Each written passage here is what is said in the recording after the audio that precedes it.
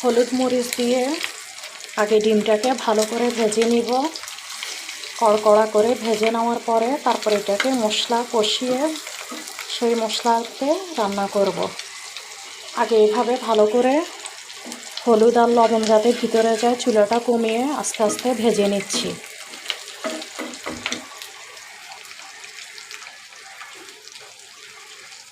মাছের ডিমটা ভাজতে গিয়ে পুরো তেলটা ফেনা হয়ে গেল। দেখতে খুব দারুণ লাগছে। আসলে মনটা অনেক খারাপ, কথাও বলতে ইচ্ছা হচ্ছে না। মাইলস্টোন স্কুলের ঘটনায় একটা আতঙ্ক এসে গেছে নিজের সন্তানকে নিয়েও।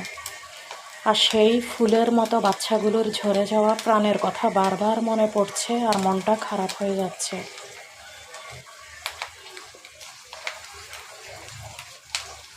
যে তেলটাতে মাছের ডিমটা ভেজে নিয়েছি সেটাতে এখন মশলাটা কষিয়ে নিচ্ছি।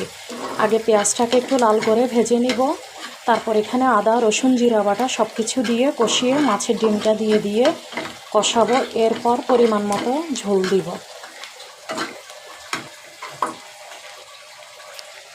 এখানে আমি মাছের ডিমটা ভেজে রেখেছি আর এখানে মশলা কষানো শেষ।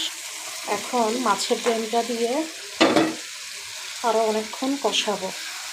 ঝোলটা এত তাড়াতাড়ি দিব না, যাতে মশলাটা সম্পূর্ণ মাছের ডিমের ভিতরে যায়, কারণে ভালো করে কষাবো। আর মাছের ডিমটা হচ্ছে একটু ড্রাই, সবসময় শুকনা শুকনা দেখবেন।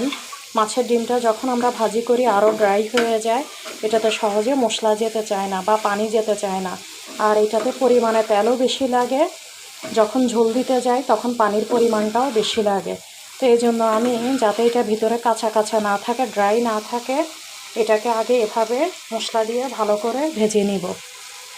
ভাজাই করে নিচ্ছি শুকনো শুকনো মশলার উপরে। তারপর এটাতে গরম পানি দিব। আর আজকে এটাতে একটু গরম পানি দিব।